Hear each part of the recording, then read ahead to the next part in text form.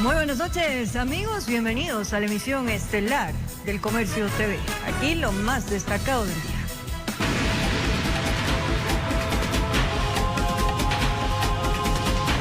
En el norte de Quito, un presunto delincuente fue castigado por un grupo de personas. Lo acusaban de haber robado los celulares a una pareja en complicidad de otros sujetos. Según el relato de un testigo presencial, al sospechoso lo persiguieron desde la cuadra anterior. La multitud lo alcanzó a la altura de la isla Floriana y Amazonas. Al presunto delincuente prácticamente lo encerraron y le cayeron a golpes sin piedad alguna. Decían que era ladrón. Y el señor le dieron palo con garrote, con todo le dieron. Le acusaban de haber arranchado el teléfono a una pareja que salía de un restaurante. El afectado lo persiguió y a él se sumaron más personas que, cansadas del accionar delictivo, descargaron toda la ira que tenían acumulada. Y fuerte le golpearon porque vinieron, sin exagerar, más de 15 personas lo seguían. Habría estado acompañado de otras personas, pero sus amigos, al ver la suerte del sospechoso, prefirieron desaparecer. Una mujer que se acercó a tratar de impedir que lo sigan agrediendo fue detenida por la policía. Otro en moto andaban como unos 4, andaban sin exagerar. Pero ladrones, pero como vieron que la multitud era más grande que ellos. Los uniformados lograron calmar los ánimos y convencer a los furiosos vecinos que entreguen al presunto delincuente. El sujeto fue llevado a una casa de salud para que le curen sus heridas y lesiones. Tratamos de ponerle un buen recaudo y luego de esto le ponemos a órdenes de la autoridad competente. La policía insistió que este no es el mejor procedimiento. Por más delincuente que sea, se debe respetar el debido proceso y si es capturado deben ser las autoridades judiciales las que se encarguen de la sanción respectiva. Una vez que esté neutralizado y ya esté ya aprendido, no hay cómo poderles realizar ningún tipo de agresiones físicas. Se podría decir indignación popular en su máximo esplendor, que no se debe normalizar ante el peligroso rebrote delictivo que se riega en parques, avenidas, barrios y calles del Distrito Metropolitano de Quito, informó Iván Casamen. Agentes policiales desmantelaron en 5 provincias una presunta organización delictiva dedicada al robo de vehículos. En el operativo Impacto 72, 9 sospechosos fueron capturados.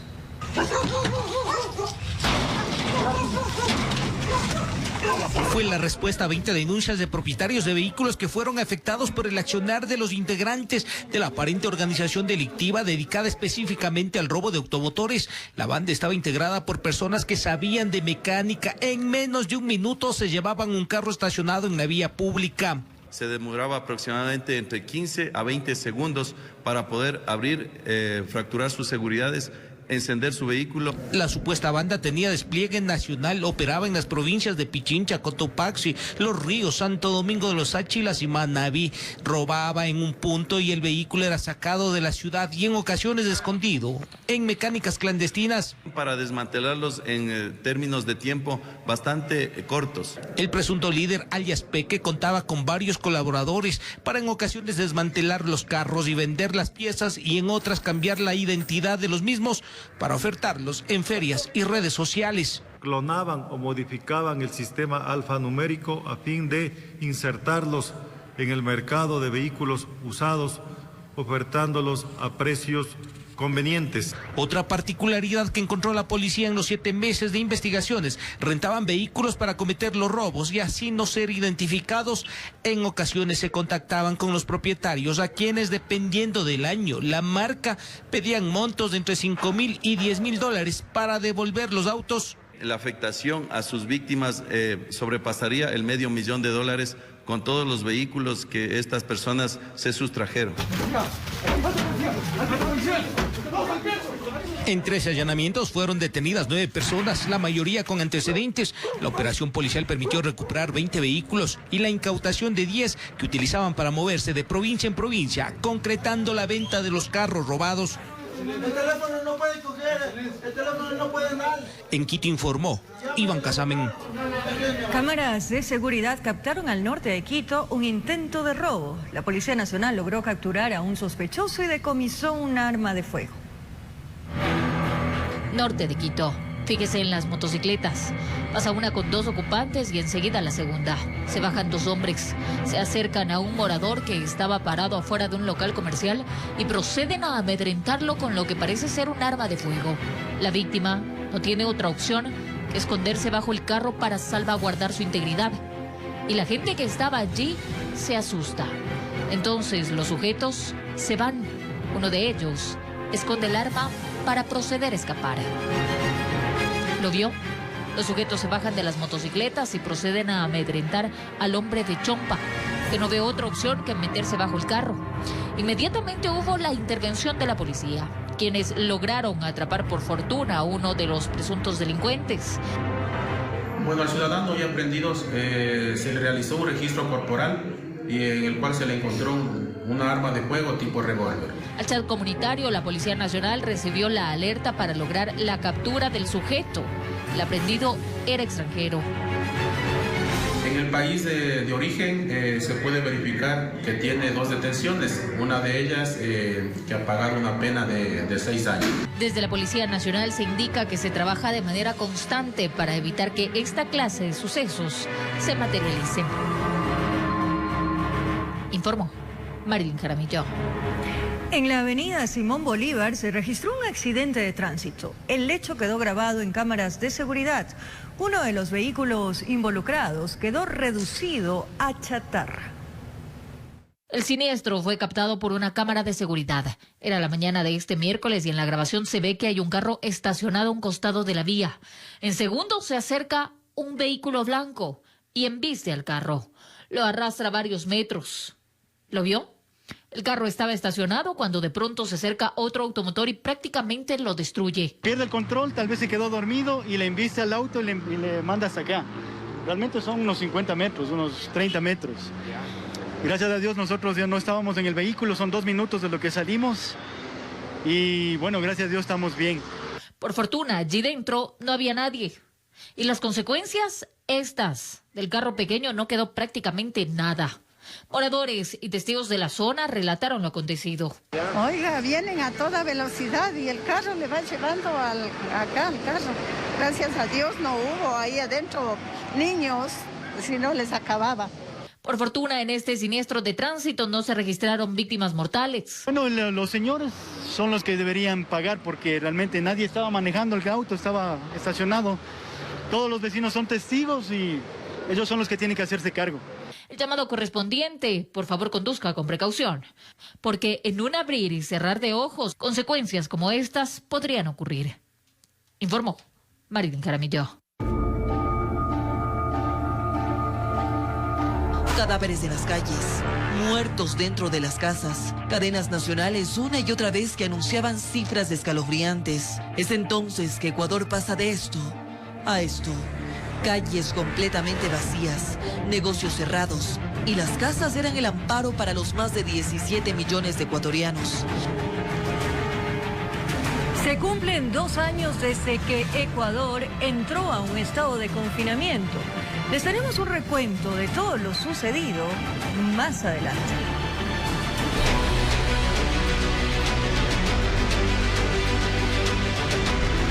Así es, en el centro de la ciudad de Esmeraldas, varios amigos que se encontraban reunidos en una esquina fueron blanco de un atentado criminal. 3 personas resultaron heridas con arma de fuego.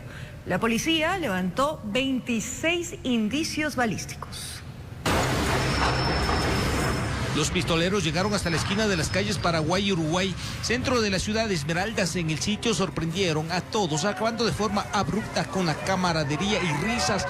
Las balas alcanzaron a 3 amigos. La policía investiga si se trató de un amedrentamiento o los heridos corrieron con suerte.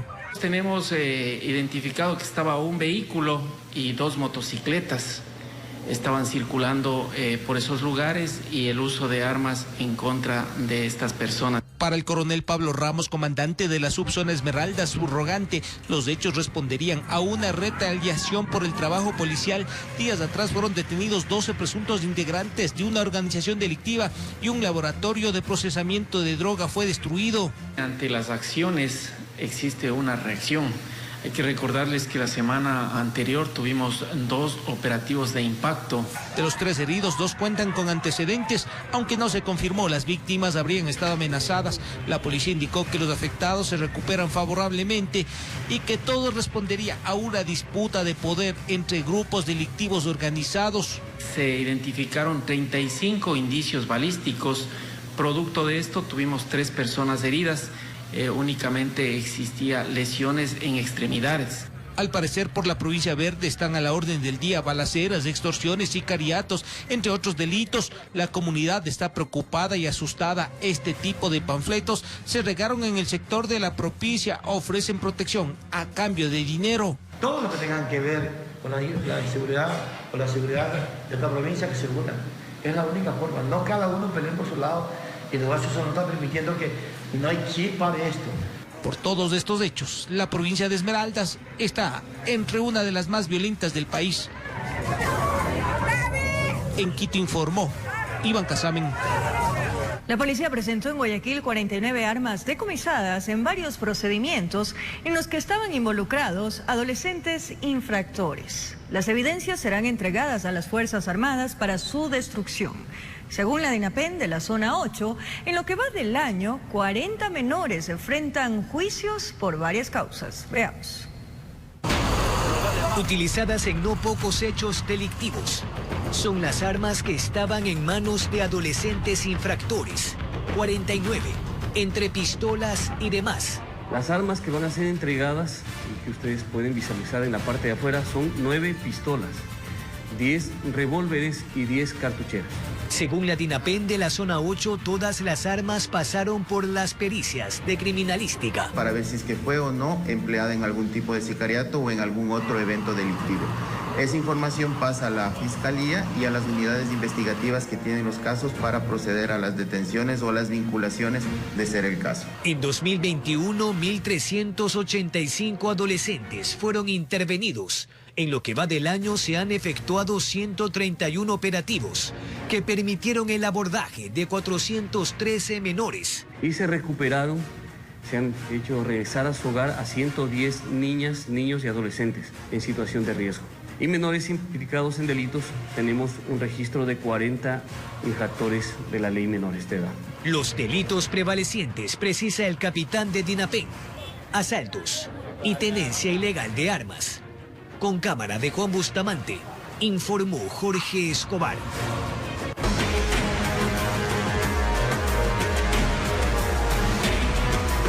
Un ciudadano habría sido víctima de extorsión en las últimas horas. Un posible explosivo fue colocado en un negocio aparentemente vinculado a la víctima. Desde la Policía Nacional indican que los casos de extorsión han crecido en un 186%. Las presuntas organizaciones delictivas hacen o tratan de hacer de las suyas. Una llamada alertó a esta ciudadana. ¿Y quién no si se reciben comunicaciones así? Estas personas trajeron fotografías tuyas, fotografías de tu casa, los sitios que más frecuentas, todo con lujo y detalles, con intenciones de que nosotros efectuáramos un hecho de sangre contra tuya. Otro caso, un hombre denunció a través de las redes sociales que está viviendo un verdadero infierno, producto de la extorsión. Querer que pague por vivir tranquilo, pagar por la vida de mi hija, de mi familia. Conversamos con él. Efectivamente, le pidieron una colaboración económica. Pero me escribieron a pedirme que me iban a pedir dinero. Nunca me dieron la cantidad, pero tampoco nunca les pregunté cuándo. En los últimos días, el local comercial de una de sus familiares fue asaltado. Hasta allí llegaron los desconocidos. Escucharon cómo dijeron: la próxima vendremos a matarla, dígale que vamos a venir a matar. De hecho, mientras realizábamos este reportaje, se nos comunicó que dejaron en un negocio supuestamente vinculado a él lo que parece ser un artefacto explosivo. Aparentemente es una tipo granada con masqui y una mecha. Conversamos sobre estos casos con la policía. Efectivamente, las extorsiones se han incrementado en el país. El año pasado se tuvo un total de 187 casos. Hablando en cifras, tenemos en este año 535 casos de extorsión. Ahora que señala que de la gran mayoría de casos de extorsiones, pocos se materializan y hace una recomendación. El momento en que usted cede a este accionar extorsivo va a dar la pauta para que a futuro le sigan volviendo a pedir el dinero. Por eso hay que denunciar, tomar contacto con la Fiscalía y con los encargados de la Policía de Extorsión, que es la UNACE. Alain Luna, jefe de la Policía Judicial, hace un llamado a la ciudadanía a ser muy cuidadosos con la información que se sube a través de las redes sociales, porque estas supuestas organizaciones se valen de eso para amedrentar. Informó Marilyn Caramillo. Ahora les contamos la historia de un joven que fue víctima de robo a pocas cuadras de tomar un vehículo por medio de una aplicación. Expertos explican cómo mantenernos alertas para así evitar ser víctimas de casos como estos. En anteriores días en redes sociales se hizo viral esta denuncia que detalla el caso de un joven que pidió un vehículo mediante una plataforma de transporte al norte de Quito. Se subió en el asiento delantero y a los pocos minutos fue sorprendido por un sujeto que salió de la parte de atrás, quien le robó, y posterior a ello la víctima terminó siendo botada en la calle. Según detalla la denuncia, con todas las pruebas que incluían la identidad del conductor, las placas y la descripción del vehículo, llevaron el caso a Fiscalía y luego fueron a las oficinas de la plataforma. Pero ahí le habrían respondido que la empresa le restituiría el valor del viaje y desactivaría la cuenta del conductor. Esto es lo que en redes sociales ha causado conmoción. Según un experto en temas de seguridad, ese no es el primero ni será el último caso que ocurrirá. Por eso alerta a la ciudadanía sobre colocar datos personales en estas aplicaciones. Usted, más allá de coger un taxi, que de por sí es un riesgo, un taxi convencional, digamos, se ha visto mucho de estos tipos de prácticas, usted está dando una serie de informaciones que podrían ser información personal, que podría ser usada más allá de un asalto, un robo en esa plataforma, para otro tipo de ilícitos, ¿no? Por eso, para evitar que casos como estos se repliquen, el experto en seguridad Daniel Pontón hace las siguientes recomendaciones a la ciudadanía. Lo principal que le puedo pedir a la ciudadanía es que se busque analizar, investigar cuáles son las plataformas, porque hay varias, ¿no?, que ofrecen servicios mucho más seguro. Recuerde además que usted al subir al vehículo debe pedir al conductor que confirme su nombre y, si es posible, compartir los detalles del viaje con algún familiar o amigo cercano para así evitar ser víctima de la delincuencia. Informó Ismenia Solórzano. En Monte Sinaí, conductores de mototaxis detuvieron a 2 sujetos acusados de haber secuestrado a un taxista por varias horas. Después, abandonarlo en un terreno baldío. La Policía Nacional informó que los aprehendidos no registran antecedentes penales. Fueron motorizados de Monte Sinaí, quienes se ganan la vida sin líos con nadie, y apenas se enteraron, no los dejaron huir. En una tricimoto venían saliendo del Monte Sinaí, de avenida de la 102. Lo capturamos aquí a la avenida La Piscina. Jaime C. y Carlos M., 25 y 26 años de edad, habían sometido al conductor de este auto, un hombre de la tercera edad que también se ganaba el pan con decencia.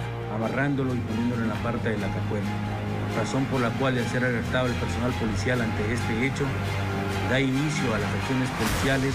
Operan, según la policía, en la cooperativa Esfuerzo Propio, a 2 cuadras de la estación de la línea 112, con sigilo y todo el acecho. Le aborda a una de estas personas, va hasta otro sector donde están esperando 2 personas más.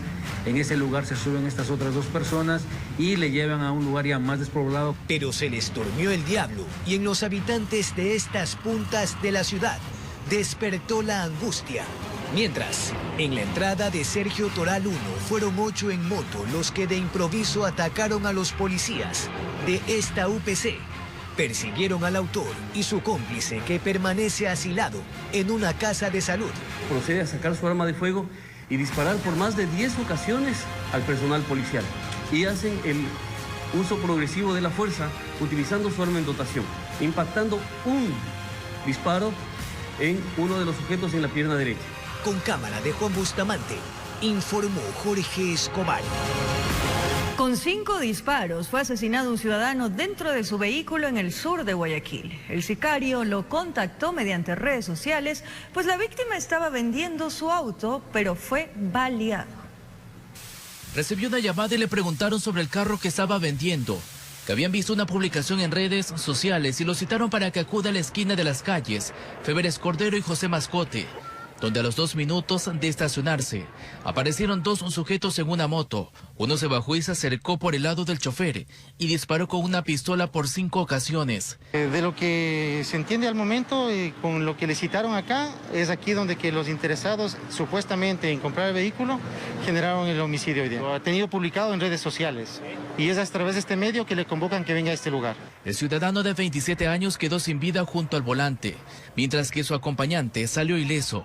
Los asesinos se hicieron pasar como interesados en la compra del vehículo, cometieron el crimen y huyeron de ese sector del sur de Guayaquil. En este caso, los familiares no manifiestan nada, únicamente que él no tenía nada, deudas con nadie, es lo que manifiestan a breves rasgos, pero no profundizan nada más. El procedimiento de agentes de criminalística se dio en presencia de curiosos, habitantes de estos barrios. Él salió a negociar el automotor y fue acribillado. El copiloto no salió herido, él está a buen recaudo en este momento para...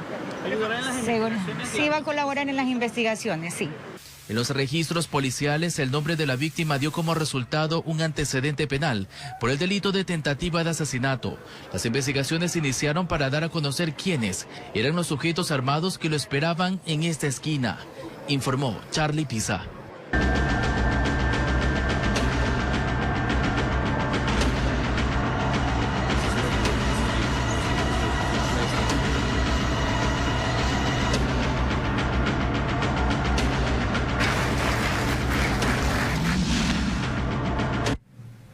Los ataques a civiles se multiplican en Ucrania. Esta vez se bombardeó un teatro y un polideportivo donde se refugiaban cientos de personas. Además, el presidente Volodymyr Zelensky fue ovacionado tras su discurso ante el Congreso de los Estados Unidos. Así fue como los legisladores del Congreso de Estados Unidos ovacionaron al presidente ucraniano Volodymyr Zelensky apenas inició su discurso sobre la invasión de Rusia a su país. Como líder de mi nación, me dirijo al presidente Biden. Usted es el líder de una nación, de su gran nación. Deseo que sea el líder del mundo. Ser el líder del mundo es ser el líder de la paz. Mientras tanto, el presidente de Estados Unidos, Joe Biden, arremetió contra el mandatario ruso Vladimir Putin. Creo que él es un criminal de guerra. Además, el mandatario estadounidense confirmó una ayuda sin precedente militar para que Ucrania pueda defenderse ante el ejército ruso. Eso eleva el total de una nueva asistencia de seguridad de Estados Unidos a Ucrania a $1.000 millones solo esta semana. Estas son transferencias directas del equipo de nuestro Departamento de Defensa al ejército ucraniano. Zelensky da este discurso 3 semanas después de la invasión del presidente ruso Vladimir Putin en Ucrania y en medio de ataques como este último. Es un bombardeo contra un teatro de la ciudad de Mariupol, donde se refugiaban cientos de personas, entre ellos niños y decenas de mujeres embarazadas. Eran más de 1.200 personas en total. El ataque dejó todo convertido en escombros e incluso víctimas enterradas. Aquí hasta el momento se desconoce el número de personas fallecidas. Sin embargo, este no fue el único, pues cerca de aquí se produjo esta otra detonación en la ciudad de Chernigov. En este lugar, las fuerzas rusas lanzaron un ataque contra un grupo de personas que se encontraban haciendo fila para comprar pan. 10 de ellas murieron. Y es que solo en Mariupol, una importante ciudad al sureste de Ucrania, ha sido uno de los principales escenarios de las ofensivas de Rusia, dejando una cifra de cerca de 2.200 víctimas mortales, informó Ismenia Solórzano. Y atención, Diego Moncayo, uno de los ecuatorianos que aún se encuentra en Ucrania, está fuera de la zona de peligro. La situación del compatriota fue confirmada por el viceministro de Movilidad Humana ecuatoriano, Luis Vallas. Se espera que este jueves Moncayo cruce a Polonia. Luego de pasar varios controles militares y policiales, tanto ucranianos y rusos, Diego Moncayo se encuentra en este momento en Lviv. Nos comunicamos con Diego. Está bien, ya está en Lviv, lo cual es realmente nos llena de alegría, pues que ya esté fuera de la zona de peligro. Es en este lugar que Diego tendrá que pernoctar. Eso se debe a que existe un toque de queda desde las 10 de la noche a las 7 de la mañana. Y a las 7 de la mañana pues ya emprenderá rumbo a la frontera. Nosotros aquí desde Cracovia, donde nos encontramos ahora, hemos ya preparado un vehículo para ir mañana a la frontera, pues, y recibirlo del lado polaco. Debido a las situaciones de transporte, se espera que Diego llegue en horas de la tarde a la frontera. Allí lo espera el cuerpo diplomático ecuatoriano. Está prevista ya la reserva de hotel para Diego y también para su amigo ucraniano. Esperemos que él también pueda pasar la frontera y lo traeremos directamente acá a Cracovia. Luego de eso tenemos que ver la parte ya de documentos de viaje. En el caso de Diego, pues no habría ningún problema. El acompañante del ecuatoriano, según dijo el viceministro de Movilidad Humana, podría también regresar junto con él a la nación. Aquí, pues, el Estado ecuatoriano le ha ofrecido el refugio, es decir, entregarle el estatus de refugiado una vez que presente su solicitud para que habite. En el caso de Diego, el vuelo será pagado en su totalidad por el gobierno nacional. La preocupación ahora está en que en Ucrania todavía quedan varios ecuatorianos, casos que desde Cancillería se les está dando seguimiento. Tenemos así varios casos.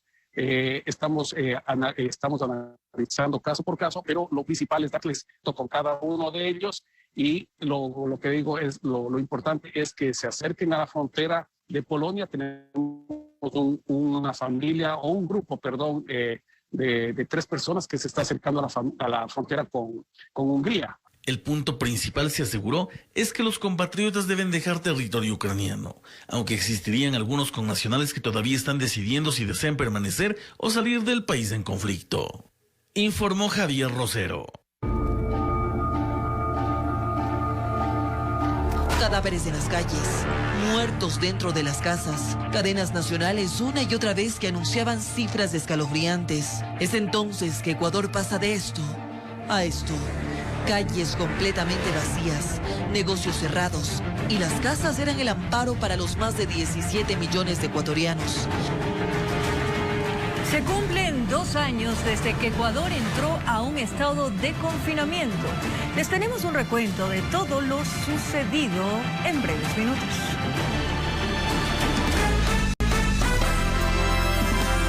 Gracias por seguir en sintonía de la emisión estelar del Comercio TV. Detonan artefactos explosivos en 2 viviendas al suroeste de la ciudad de Guayaquil. Una mascota habría resultado herida. Con la puerta, losa y paredes destruidas, terminó este inmueble luego de que detonaran una posible dinamita en el lugar. El atentado se produjo a las 3 de la mañana de este miércoles en las calles Vacas Galindo, entre la 41 y la 42, en el suburbio de Guayaquil. Se escuchó una fuerte detonación, la cual pensábamos que era un transformador de la energía eléctrica que había explotado, pero... Yo iba pasando a trabajar y escuché un boom, yo pensaba que era una camareta. Preocupante esto, porque la gente de este barrio está alarmada.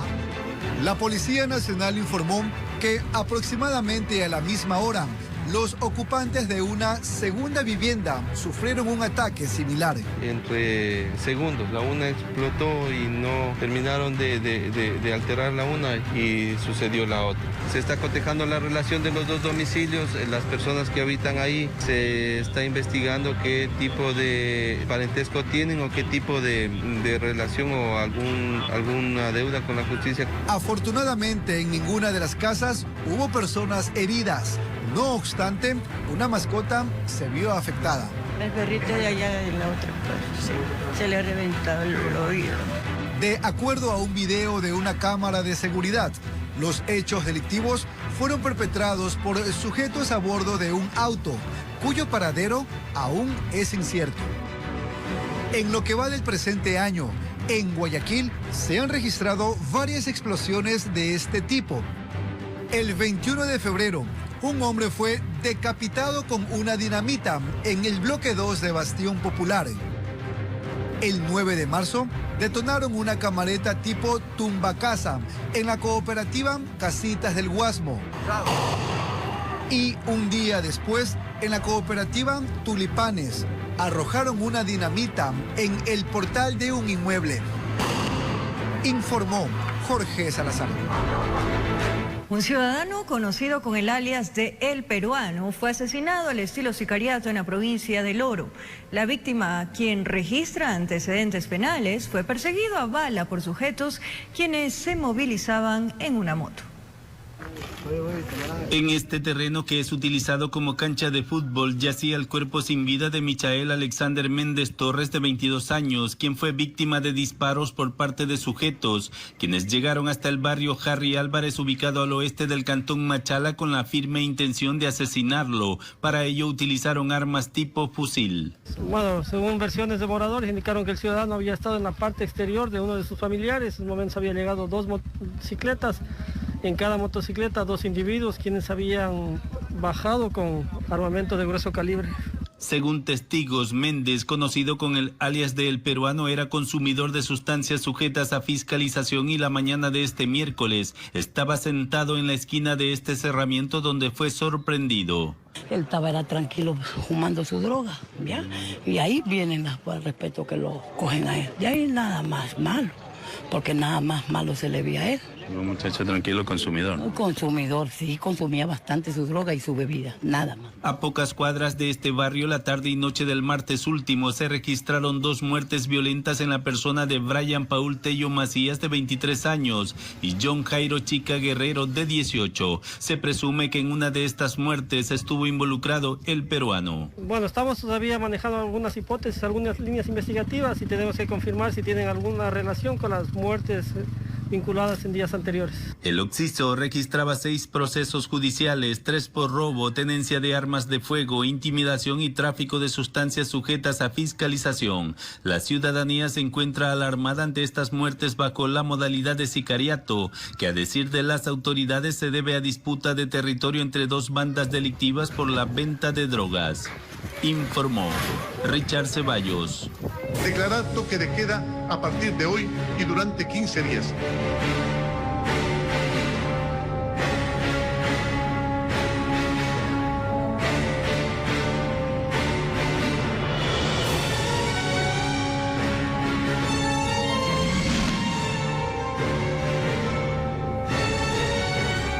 Dos años han transcurrido desde que en Ecuador se tomó la dura decisión de declarar emergencia sanitaria para reducir la propagación del COVID-19. Desde el 17 de marzo de 2020 empezaron estrictas medidas como un confinamiento radical y el cierre de actividades presenciales que fueron aumentando progresivamente. En la siguiente nota vamos a repasar las consecuencias que trajo la pandemia durante estos 2 años.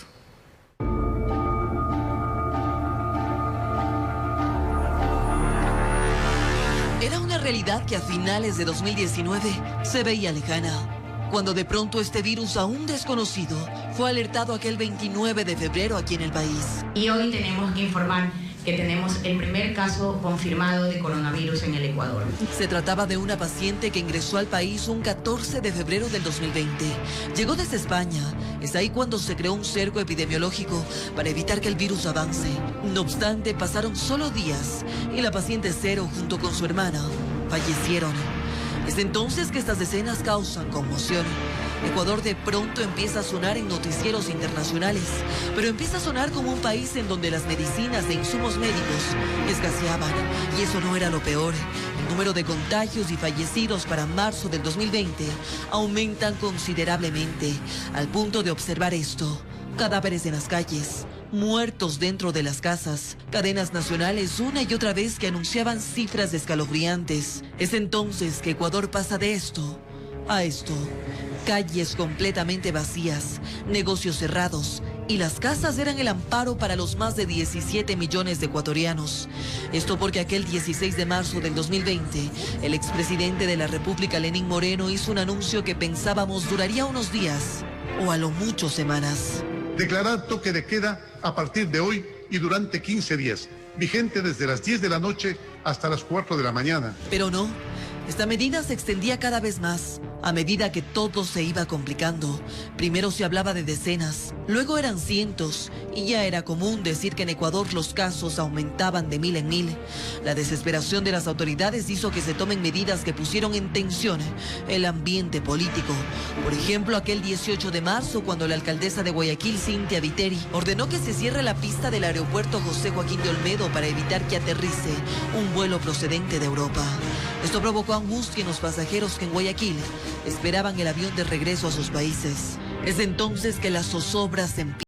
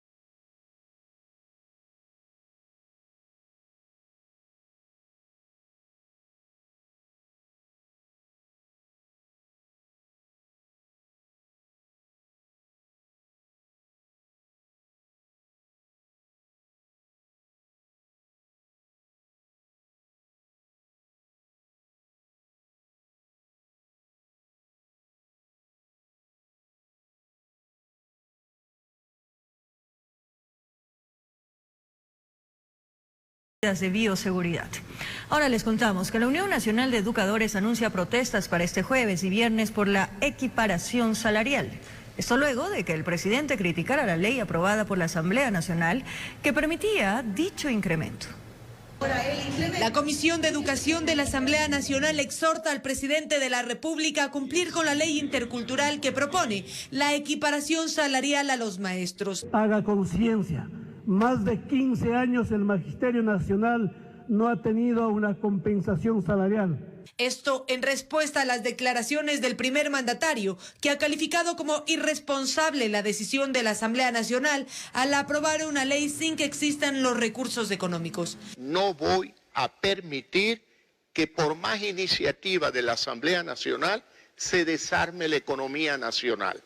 Con mucho gusto me sentaré con los maestros, sector importante de la sociedad ecuatoriana, pero no podemos aceptar esta populista e irresponsable propuesta de los asambleístas, que por un lado ellos deciden aumentar el gasto sin financiamiento y por otro lado quieren reducir el financiamiento del Estado eliminando impuestos. La ley propone que para equiparar los sueldos de los profesores se usen los recursos generados por el petróleo, algo que Guillermo Lasso ve poco viable, pues el petróleo es un ingreso no permanente. Pero los asambleístas se sustentan en algo. El decreto ejecutivo 170 lo dice claro. Él mismo dice que se puede financiar de los ingresos no permanentes para educación y para salud. Se contradice. La Unión Nacional de Educadores se ha declarado en protesta este jueves y viernes. Nosotros no queremos ser un frente o un sector especial, nosotros queremos equiparación, que por justicia nos corresponde. Entonces, señor presidente de la República, si no cumple sus promesas de campaña, estamos aquí, el Magisterio Unido. Otros gremios educativos piden al gobierno que transparente las cifras. No es más de 632 millones de dólares aproximadamente que se requiere para la equiparación salarial. Informó Valeria Navarro. Más adelante, desde julio, comienza oficialmente la revisión técnica vehicular en Quito. Todos los detalles aquí en TVC. Como lo anunciamos, la matriculación vehicular para el año 2022 guarda particularidades dependiendo del año de fabricación del automotor. Antes de que este proceso se reinstale aquí en la capital de la República desde el mes de julio, varios autos deberán hacerlo en otros GATS. El detalle expuesto por los funcionarios municipales señala que vehículos nuevos adquiridos y matriculados por primera vez en 2022 estarán exonerados de la revisión técnica vehicular. Lo mismo sucede con los autos fabricados desde 2020 en adelante. Razón distinta pasa con los automotores adquiridos en 2019. Regresando al tema de la calendarización, los vehículos de transporte público, comercial y de cuenta propia deben cancelar todos los valores pendientes. Los dígitos 1, 2, 3, 4 y 5 tienen que aprobar la revisión técnica vehicular en otro GAT y renovar el permiso de circulación de forma obligatoria en Quito. Los dígitos 6, 7, 8, 9 y 0 se presentarán a la revisión técnica vehicular en el segundo semestre de 2022. En el 2022, en este año, les toca realizar revisión técnica vehicular. Ellos están sujetos a la recalendarización. Otro caso es el de los propietarios de vehículos particulares que no aprobaron la revisión técnica vehicular en el 2021. Esos deben renovar el permiso de circulación de forma inmediata. Es decir, deberán aprobar la revisión técnica vehicular en otro gobierno autónomo descentralizado. Y un auto cuya placa de un vehículo particular es 1, tiene que realizar la matriculación y revisión técnica vehicular en julio, de acuerdo al nuevo cronograma. Si no asiste en julio, entonces sí va a aplicar una multa. Frente a varias dudas de usuarios, la Agencia Metropolitana de Tránsito anunció que realizará los procesos administrativos correspondientes para omitir el pago de las multas por calendarización a los vehículos de transporte público y comercial cuyas placas terminen en 1 y 2. Informó Javier Rosero. En los deportes, Liga Deportiva Universitaria clasificó a la fase de grupos de la Copa Sudamericana tras superar 3-1 en el global al Mushuk-Runa. Liga de Quito y Mushuk-Runa chocaron por el partido de vuelta, buscando un cupo a la fase de grupos de la Copa Sudamericana.